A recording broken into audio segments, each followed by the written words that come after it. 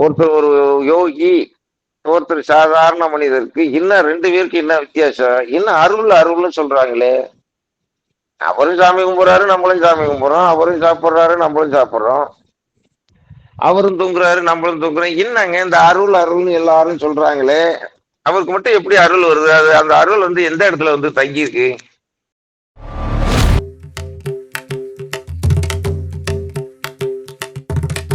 ஆன்மீக மெய்யன்பர்கள் அனைவருக்கும் நல்லாசிகளை தெரிவித்துக் கொள்கிறோம். இன்றைய தினம் திருமூலர் திருமந்திரத்தில் 3வது தந்திரத்தில் பிரத்தியாகாரம் என்கின்ற ஒரு யோக சாதனையில் ஒரு பாடல். புறப்பட்ட வாயு புகவிடா வண்ணம்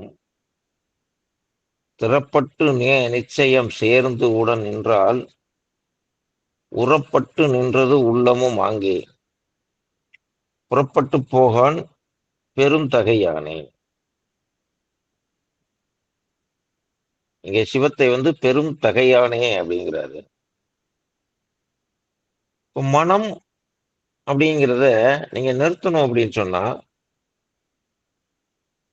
நீங்க சுவாசத்தை நிறுத்தினால்தான் மனதை நிறுத்த முடியும். ஏன்னா மனதை நிறுத்துவதற்கு நம்மிடம் எதுவுமே மனமே நீ நில்லு அப்படின்னா நிக்காது. பிரத்தியாகாரம் அப்படின்னா வெளியில் போகிற மனதை உள்முகமாக நாம் திருப்புவது. அந்த மனசு அப்படின்னா முதல்ல அடிப்படையில நீங்க ஒன்றை தெரிஞ்சுக்கணும். மனசுனா என்ன அப்படின்னா இந்த சுவாசம் மாதிரியே தான். சுவாசம் உள்ள மூச்சு உள்ளுக்கு போகுது, வெளியில வருது. அதே போல வெளியில இருந்து இந்த மனசு உள்ள போகும், அப்புறம் உள்ளே இருந்து அந்த மனசு வந்து வெளியில வரும். இதே மாதிரிதான் சுவாசமும் மனசும் ஒன்று எப்படி இயங்குகிறதோ அதே போலதான் இன்னொன்றும் இயங்கும். இப்ப மனசை வந்து நீங்க ஓடாத அப்படின்னு ஒரு வார்த்தையை நீங்க அது ஒரு உதாரணத்துக்கு வேடிக்கையா சொல்லுவாங்க. ஒரு மருத்துவர் சொன்னாராம், இந்த மருந்தை சாப்பிடும்போது நீ குரங்கை நினைக்க கூடாது அப்படின்னு சொன்னாராம். குரங்கை நினைச்சிட்டீங்கன்னா அந்த மருந்தை நீ சாப்பிடக்கூடாது அப்படின்னு சொல்லிட்டாரு. ஆனா எப்பெல்லாம் அந்த மனிதன் வந்து அந்த மருந்தை போய் தொடுறானோ அப்ப குரங்கு ஞாபகம் தான் வரும். அது மருந்தை நாம் சாப்பிடும்போது குரங்கை நாம் நினைக்க கூடாதுன்னு ஒரு தடவை நம்ம பதிவு பண்ணிட்டாலே போதும். அப்புறம் எப்பெல்லாம் அந்த மருந்து பாட்டில தொடுறோமோ அப்ப குரங்கு ஞாபகம் வரும். இதுல இருந்து என்ன தெரியுதுன்னா, மனசு என்பதை நிறுத்துவதற்கோ மனசை வந்து மனதினுடைய ஓட்டத்தை குறைப்பதற்கோ நம் கையில எதுவுமே கிடையாது. அப்ப என்ன சித்தர்கள் என்ன ஒரு முடிவுக்கு வர்றாங்கன்னா, அந்த மனசை வந்து நம்ம நிறுத்தணும்னு நினைச்சா நிறுத்த முடியாது.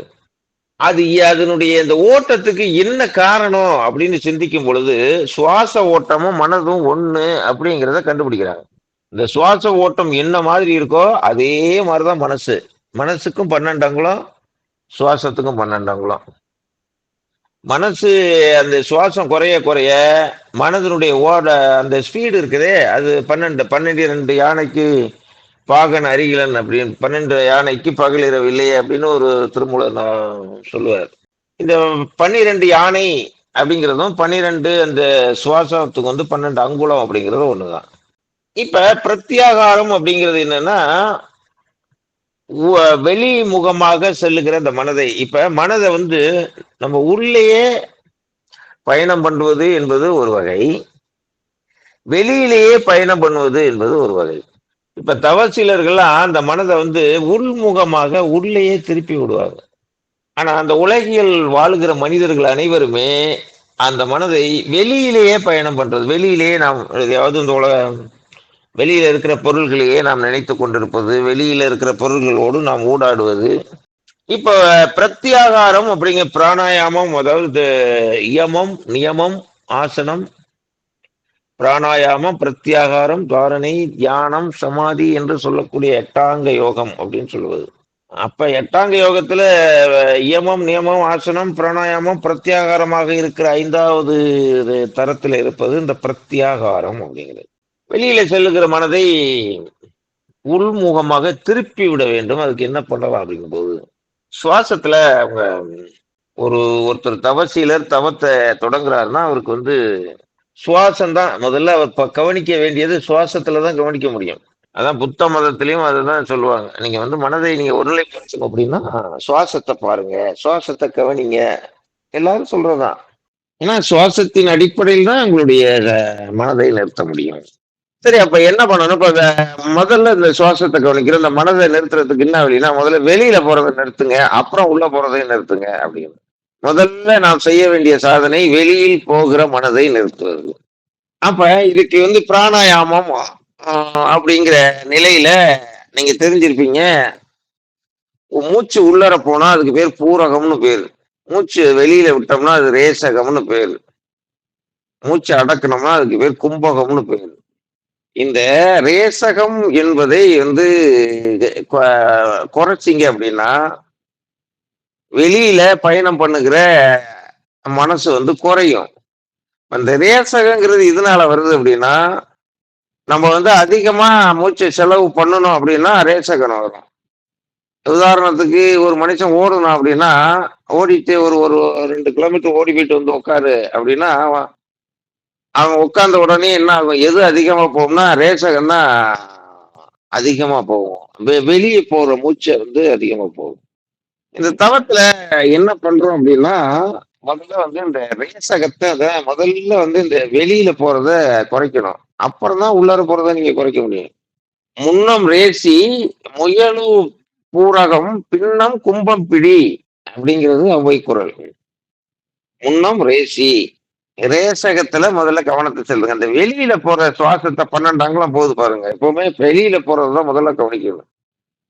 உள்ள எத்தனை அங்குலம் போகுதுன்னு யாராலையும் கண்டுபிடிக்க முடியாது. அது 5 அங்குலம் போதா, 6 அங்குலம் போதா, 7 அங்குலம் போதான்னு கண்டுபிடிக்க முடியாது. வெளியில நம்ம சுவாசம் பண்ணும்போது அந்த புருவ மத்தியிலிருந்து ஒரு நீளத்தை வச்சோம்னா அது 12 அங்குலம். அப்ப 12 அங்குலம் போயிட்டு இருந்துச்சு அப்படின்னா, அது அந்த மனசு வெளிப்புறமாக பயணம் செய்வதை உங்களால் தடுக்க முடியாது. அது உள்ளார போறது எத்தனை அங்குலங்கிறது நீங்க கணக்கு பண்ணவே வேண்டியதில்ல. அது ஏன்னா முதல்ல வந்து நம்ம அந்த ரேசகம் தான் பழகணும். அப்ப இந்த வெளி சுவாசத்தை நம்ம கவனிக்கணும். அதுதான் இங்க வந்து பாடல்ல என்ன ஆகுதுன்னா, புறப்பட்டு வாயு புக விடா வண்ணம். புறப்பட்ட வாயு அந்த உள்ளே இருந்து புறப்படுது. அந்த ரொம்ப தூரம் அது 12 அங்குலம் போக விடாமல் திறப்பட்டு நிச்சயம் சேர்ந்து உடன் நின்றால் உறப்பட்டு நின்றது உள்ளமும் ஆங்கே. உறுதிப்பட்டு நின்றது, உறப்பட்டு நின்றது, உறுதிப்பட்டு நின்றது அந்த உள்ளம். புறப்பட்டு போகான் பெரும் தகையானே. மூச்சு காற்றை நாம் வந்து அந்த வெளியில போகாமல், வெளியில போகனா வெளியில போற அந்த அங்குலத்தை குறைத்து அதை நாம் நிறுத்தும் போது அந்த இறைவன், கருணை உள்ள இறைவன் எப்போதுமே நமக்குள்ள அந்த கலந்து நிற்பான் என்கிறது தான் வந்து பெரும் தகையானே. தகைமை அப்படின்னா கருணை. பெரும் தகையானே புறப்பட்டு போகான் பெரும் தகையானே தகைமை. அந்த கருணையான இறைவன் எப்போதுமே நமக்குள்ள இருப்பார். இப்ப இதுதான் செய்தி. திருமூலர் வந்து என்ன சொல்றாரு? முதல்ல வந்து நீங்க புறப்பட்டு வெளியில போற மூச்சை நீங்க கவனிச்சு அதை கொஞ்சம் கொஞ்சமா குறைப்பதற்கு முயற்சி செய்யுங்கள். அது எப்படி நம்ம வந்து அந்த புறப்பட்டு போறதை குறைக்கலாம் அப்படின்னா, உங்களுடைய உடம்புடைய அசைவுகள் எவ்வளவுக்கு எவ்வளவு குறைவா இருக்கோ, நீங்க காலையிலேருந்து மாலை வரையும் ஒரு 100 மூட்டை தூக்கு சுமந்துட்டு உட்காந்துட்டு நீங்க தியானம் பண்ணணும்னு நினைச்சீங்கன்னா உங்களால முடியாது. உங்களுக்கு வந்து எந்த அளவுக்கு நீங்க வந்து உடம்பினுடைய அசைவை மடைவாயில் கொக்கு போல் வர்ணித்து இருப்பாருன்னு சொல்லுவார் திருமணத்துல. ஒரு மனிதனுடைய வேலை பளு எவ்வளவுக்கு எவ்வளவு அதிகமாக இருக்கிறதோ அந்த அளவுக்கு புறப்பட்டு போகிற உள்ள இருந்து வெளியே போகிற அந்த மூச்சு காற்று அதிகமா ஓடும். இந்த ஜிம்முல இருக்கிறவங்க அங்க இருந்து பாத்தீங்கன்னா மூச்சை புசு புசு புசு புசுன்னு விட்டுக்கிட்டு இருப்பாங்க. அப்ப அதுல நீங்க தெரிஞ்சுக்கலாம் உங்களுக்கு வந்து வெளியில வந்து அதிகமா 12 அங்குலம் போயிட்டு இருக்கு அப்படின்னு. நீங்க தூங்குற மனுஷன் நீங்க பாத்தீங்கன்னா தெரியும் அந்த கொரட்டை சத்தத்துல எவ்வளவு மூச்சு காத்து வெளியில போகுது அப்படிங்கிறது தெரியும். இப்ப தவத்துல இருக்கும்போது சத்தம் இல்லாம அந்த சுவாசம் பண்றதே தெரியாம எல்லாருமே உட்கார்ந்துருந்தா, ஒரு மனுஷன் கண்ணை மூடிட்டு உட்கார்ந்துருந்தானா யார் யாரு என்னென்ன சுவாசம் பண்றது தெரியாம அமைதியா நம்ம கவனிச்சுக்கணும்னா அந்த மூக்குல இயங்குகின்ற மூச்சு காற்றினுடைய சுவடு தெரியாது, அந்த சத்தம் தெரியாது. தூங்கிட்டு இருந்தாருன்னா ஒரு மனுஷர் அவர் தூங்கிட்டு இருக்காருங்கிறது அந்த மூக்குல அந்த சத்தம் தெரியும். அப்ப நம்ம கவனிக்கிறது என்ன பண்றோம் அப்படின்னா, எல்லாமே இயற்கையா நீங்க அமைதியா உட்காருங்க அப்படின்னா, எல்லாருமே அந்த சுவாசத்த வந்து அத அப்படியே இந்த சுவாசத்த தான் முதல்ல அந்த சுவாசம் எப்படி போகுது அப்படிங்கிறத அத கவனிச்சுக்கிட்டே இருப்பாங்க. நீங்க பிரத்யாகாரம் என்கின்ற ஒரு பகுதியில, அத நீங்கள் ஆரம்பிக்கும் பொழுது உங்களுடைய சுவாசத்தை 12 அங்குலத்துல இருந்து நீங்க 4 அங்குலத்துக்கு வந்துட்டீங்க அப்படின்னாலே, நீங்க ஒரு மனதை கட்டுப்படுத்துகின்ற வலிமை உங்களுக்கு வந்துட்டுன்னு அர்த்தம். 4 அங்குலத்துக்கு நீங்க வந்துட்டீங்க அப்படின்னாலே, மனத உங்களால கட்டுப்படுத்த முடியும்.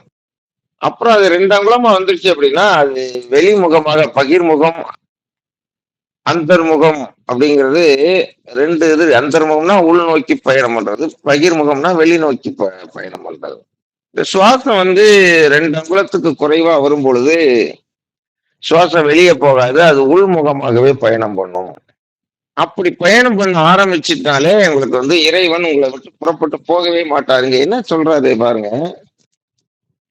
சொல்ல வந்தது வந்து மனதை நிறுத்த வேண்டும் தான் சொல்ல வந்தாருங்க. ஆழமா பார்க்கணும் திருமூலர்.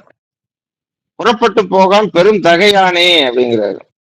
வாயு வந்து உள்புறமாக நிற்கும் பொழுது, இறைவனும் உங்களை விட்டு போக மாட்டாரு. அப்படின்னா என்ன சொல்ல வர்றாரு? புறப்பட்டு போகான் பெரும் தகையானே. இது இந்த அந்த உயிரை வந்து சிவமாக பார்த்தல் என்பது நமது சைவத்தினுடைய ஒரு மாண்பு. பிணம்னு ஏன் அத சொல்றோம்னா, அது புறப்பட்டு போயிடுச்சு. அந்த சுவாசம் வந்து இல்ல.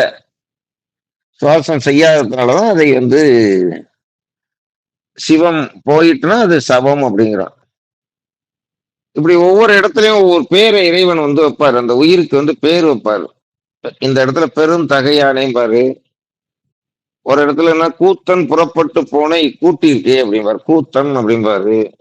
அந்த ஏன் அப்படின்னா, நம்ம விட்டு மூச்சு காற்று வெளியில போயிட்டு மீண்டும் நமக்குள்ள உள்ள வரல அப்படின்னா, அந்த உடம்பு வந்து பிணமா மாறிடும். இப்ப சுவாசத்தை நீங்க உள்ள நிறுத்தினாலே, சிவத்தை உள்ளே நிறுத்துவதற்கு சமம். இதைத்தான் வந்து மகாபாரதத்துல இந்த மகாபாரத போரை நிறுத்தினால் நல்லா இருக்கும் அப்படின்னு எல்லாரும் பேசிட்டு இருக்கும்போது, மகாபாரத போரை எப்படி நிறுத்தலாம்னு சகாதேவன்ட்ட கேட்டானுங்க. மகாபாரத போர் நிறுத்தணும் அப்படின்னாக்க, பாஞ்சாலிக்கு மொட்டை அடிக்கணும். ஏன்னா அந்த அம்மா தலைய விரிச்சிச்சு. இந்த துரியோதனர்கள்லாம் என்னைக்கு சாகுறாங்களோ அன்னைக்கு தான் அள்ளி முடியணும் அப்படின்னு அந்த அம்மா சொல்லியிருக்காங்க. அர்ச்சுனனை கொன்றணும். அர்ச்சுனனை கொன்னுட்டு கர்ணனுக்கு பட்டாபிஷேகத்தை பண்ணி வைக்கணும். அடுத்தது வந்து கண்ணனை பிடிச்சி தேர்காலில கட்டி வைக்கணும். இது எல்லாத்தையும் செஞ்சிடலாம். மொட்டை அடிச்சிடலாம் பாஞ்சாலிக்கு. அர்ச்சுனனை கூட கொண்டு வரலாம். அவன் கொன்னுட்டு கர்ணனுக்கு பட்டாபிஷேகத்தை பண்ணி கூட வச்சிடலாம்.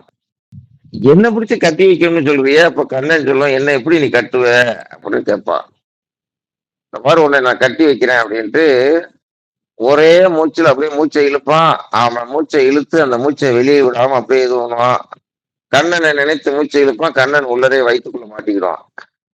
அப்படின்னு ஒரு கதை வரும். ஒரு புராணங்கள் கதைக்கு. அப்ப உள்ள இருந்துகிட்டு கண்ணன் வந்து என்னை இப்படியே வெளியில விட என்னை விட என்னை அது ஒரு செய்தி. அது கதை. இதுல இருந்து என்ன தெரியுதுன்னா, உங்களுக்கு எந்த அளவுக்கு மூச்சு வந்து உள்ளர தங்கி இருக்கோ, அந்த அளவுக்கு இறைத்தன்மை உங்களுக்கு நிறைய இருக்கும். நல்லா தெரிஞ்சுக்கிடுங்க. அதுதான் இங்க வந்து பாடல்ல வந்து தெளிவுபடுத்துகிறார் திருமூலர். ஒருத்தர் ஒரு யோகி, ஒருத்தர் சாதாரண மனிதருக்கு இன்னும் 2 பேருக்கு என்ன வித்தியாசம்? இன்னும் அருள்னு சொல்றாங்களே. அவரும் சாமி கும்பிடுறாரு, நம்மளும் சாமி கும்பிடுறோம். அவரும் சாப்பிடுறாரு, நம்மளும் சாப்பிடுறோம். அவரும் தூங்குறாரு, நம்மளும் தூங்குறோம். என்னங்க இந்த அருள்னு எல்லாரும் சொல்றாங்களே. அவருக்கு மட்டும் எப்படி அருள் வருது? அது அந்த அருள் வந்து எந்த இடத்துல வந்து தங்கி இருக்கு? ஏதாவது ஒரு வித்தியாசத்தை காட்டுங்க. ஒரு நாத்திகர்கள் கேட்கிறாங்கன்னு வைங்க, ஒருத்தர் ரொம்ப அருளாளர்னு நீங்க சொல்றீங்க. இப்ப நம்ம பக்தர்கள் இப்ப சாமிக்கு சக்தி இருக்கு அப்படின்னு சொல்றாங்க. சக்தி ஒரு நாத்திகர் வர்றாரு. இவருக்கு சக்தி இருக்குங்கிறத எப்படி நீங்க கண்டுபிடிச்சீங்க அப்படின்னு. அப்ப என்ன சொல்றீங்க? எங்களுக்கு நம்பிக்கை இருக்கு. நாங்க சாமியை நம்புறோம். அவ்வளவுதான். அதுக்கு மேல நீங்க பேச மாட்டீங்க. ஆனா இருக்கு. ஒருத்தர்கிட்ட வந்து சக்தி இருக்குன்னா, ஒருத்தருக்கு சக்தி இல்லை அப்படிங்கிறது நம்ம கண்டுபிடிச்சிடலாம். ஒரு மனிதனுக்குள்ள எவ்வளவு அந்த பிராணன் தங்குகிறதோ அந்த அளவுக்கு அவருக்கு இறையாற்றல் இருக்கும். அதுதான் ஒரு பாடல்ல 3000 பாடல்ல பல இடத்துல சொல்லுவார். உறப்பட்டு நின்றது உள்ளமும் அங்கே புறப்பட்டு போகான் பெருந்தகையானே. புறப்பட்டு போகான். அது அந்த மூச்சு காற்று தான், வேற ஒண்ணும் இல்ல. இப்ப ஒரு அருள், இப்ப நான் இப்ப உங்களுக்கு வாழ்த்துறோம். வாழ்த்தும் போது இப்படி வாழ்த்துறோம். அப்ப என்னன்னா மனப்பூர்வமா அந்த பிராணனை உள்ள நிறுத்தி உங்களுக்கு நீங்க நீண்ட ஆயுளோட வாழணும். இப்போ ஒருத்தர் ஆசீர்வாதம் வாங்க வர்றாரு அப்படின்னா முதல்ல அந்த பிராண சங்கல்பம் அப்படின்னு பண்ணுவோம். பிராண சங்கல்பம்னா நமக்குள்ள அந்த பிராணன் தங்கி இருக்கணும். அந்த பிராணன் அந்த பிராணன்ல இந்த சங்கல்பத்தை வைப்போம். இப்ப எப்படி கண்ணனை நினைச்சிட்டு மூச்சு அப்படியே உள்ளர இழுத்துட்டான் சகாதேவன், உள்ளார மாட்டிக்கிட்டான் கண்ணன்.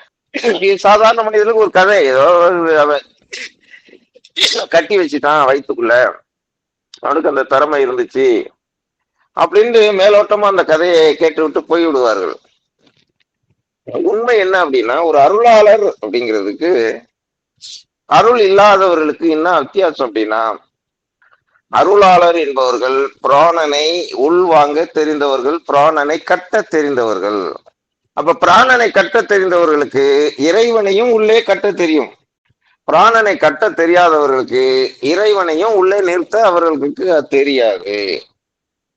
அதான் வித்தியாசம் அருளாளருக்கு அருள் இல்லாதவர்களுக்கு. அப்ப அந்த அருள்ல அந்த பிராணனை நாம் சங்கல்பம் பண்ணி ஒருத்தவங்களுக்கு இது நல்லது நடக்கணும் அப்படின்னு நம்ம சங்கல்பம் பண்ணும் பொழுது அதுக்கான பூர்வ புண்ணியாதி பலன். இப்ப நான் உங்களுக்கு சங்கல்பம் பண்றோம், நான் மனப்பூர்வமா அந்த சங்கல்பம் பண்ணும்போது அது உங்களுக்கு கேட்கும்போது உங்களுக்கு ஒரு பூர்வ புண்ணியாதி பலன் அதுல இருக்கணும். நாம் அந்த இது எப்பவுமே ஒரு லைட் ஏன் எரியல அப்படின்னு சொல்றோம் அப்படின்னா, கரண்ட் இல்லைங்க லைட் எரியல அப்படின்னா, சரி கரண்ட் இல்லைன்னா லைட் எரியாதுங்க அப்படின்னா. இன்னொரு நாள் போறேன், கரண்ட் இருக்குங்க லைட் எரியல, அப்ப பல்பு பீஸ் போச்சு, வேற பல்பு மாத்துங்க அப்படின்னு சொல்ல முடியாது. கரண்ட் இருக்கு, பல்பு இருக்கு. அப்ப கரண்ட் இருக்கு, பல்பு இருந்தா லைட் எரிய வேண்டும். கரண்டும் இருக்கு, பல்பு இருக்கு, ஆனா லைட் எரியல அப்படின்னா பல்பு பீஸா போயிருக்கும். அது போல இப்ப யோகி இருக்கிறாரு, வாழ்த்து இருக்கிறது, ஆனால் அது பயன் அழிக்கணும். அப்ப அங்க பயன் அழிக்கல அப்படின்னா அங்க என்ன ஆகும், பல்பு பீஸா இருக்கும், அந்த பூர்வ புண்ணியாதி பலன் இல்லாம இருக்கும். அதுதான் ஒவ்வொருத்தரும் பூர்வ புண்ணியாதி பலன் என்ன அப்படிங்கிறத நம்ம இது பண்றது. நம்மளுக்குன்னு அந்த இது இருக்கணும், தர்மம் இருக்கணும். நம்மளுக்கு அந்த இது பிராப்தம் இருந்துச்சுன்னா அங்க அந்த வாழ்த்து இது அது உரமூட்டுதலாக மாறிடும். சில நேரத்துல அதுக்கு தான் பெரியவங்களுடைய ஆசைகள்லாம் நம்மளுக்கு வேணும் அப்படின்னு நினைக்கிறது. பெரியவங்களுடைய ஆசைன்னா 56 கொலை பண்ணுவான், அது உடனே பெரியவங்க ஆசை இருந்துச்சுன்னா அந்த கொலையில இருந்து அந்த பாவத்திலிருந்து விடுபடலாமானா விடுபட முடியாது. ஆசைகளும் வேண்டும். நம்மகிட்ட அந்த இந்த கருணை நமக்கு அந்த பூர்வ புண்ணியம் என்பது துணையாக இருக்கு. ஆகவே இந்த வாயு என்பது இந்த வாயு உள்ளே நின்னுச்சு அப்படின்னா மனசும் உள்ளே நின்றுடும். இப்ப கடைசி நிலையில என்ன நடக்கும் அப்படின்னா, இப்ப நம்மளுக்கு பிராணன் உள்ளரையே தங்கும். அப்ப பிராணன் உள்ளேயே தங்கிட்டா மனசும் உள்ளேயே தங்கிடும், தெய்வமும் இறைவனும் உள்ளரையே தங்கிடுவார். இதுதான் நம்ம அருள். வாழ்க்கையில நம்ம அருளை சம்பாதிக்கிறோம் அப்படின்னா இதுதான். அப்ப வாயு அந்த பிராணன் அப்படிங்கிறது நம்மளை விட்டு போயிடுச்சுன்னா அந்த மனிதன் பிணமா மாறிடுவான், அவன்கிட்ட ஒண்ணுமே இல்லை. அப்ப பிராணன் யாருக்குள்ள இருக்கிறதோ அந்த பிராணனை யார் கட்ட தெரிந்திருக்கிறார்களோ அவர்களுக்குள் இறைவனையும் கட்ட தெரிந்தவர்களாக அவர்கள் இருப்பார்கள். அந்த செய்தி தான் கடைசியாக புறப்பட்டு போகான் பெரும் தகையானே என்ற செய்தி உங்களை வலியுறுத்துகிறது. எனவே நான் முதல்ல வெளியில போற பிராணனை, வெளியில போற வாயு, உள்ள போறது பிராணன், அத புறப்பட்ட வாயு அப்படின்றாரு. அத புறப்பட்ட வாயு புகவிடா வண்ணம் திறப்பட்டு நிச்சயம் சேர்ந்து உடன் என்றால் புறப்பட்டு நின்றது உள்ளமும் அங்கே புறப்பட்டு போகான் பெரும் தகையானே என்கிறது இந்த பாடல். ஆகவே நீங்கள் வாசியை பிடித்தால்தான் இறைவனையும் பிடிக்க முடியும். வாசியை பிடிக்கவில்லை என்றால் இறைவனையும் பிடிக்க முடியாது. அது ஒரு செய்தி அடுத்து என்னன்னா, எவ்வளவுக்கு எவ்வளவு நீங்க மூச்சு வெளியில 12 அங்குலமாக போகிறதோ, அந்த அளவுக்கு மனதனுடைய ஆற்றலும், மனது வெளிப்புறமாக அது கொள்முதல் செய்வதும் அதிகமாக போய்க்கொண்டே இருக்கும். அதை நாம் வாசியை நாம் சுவாசத்தை நாம் கவனிக்க வேண்டும். சுவாசத்தின் மூலமாக அந்த இறைநிலையை உணர முடியும் என்கிறது இந்த பாடல். இதன் பேரிலே உங்களுக்கு ஏற்பட்ட ஐயங்களை தெளிவுபடுத்துகிறேன்.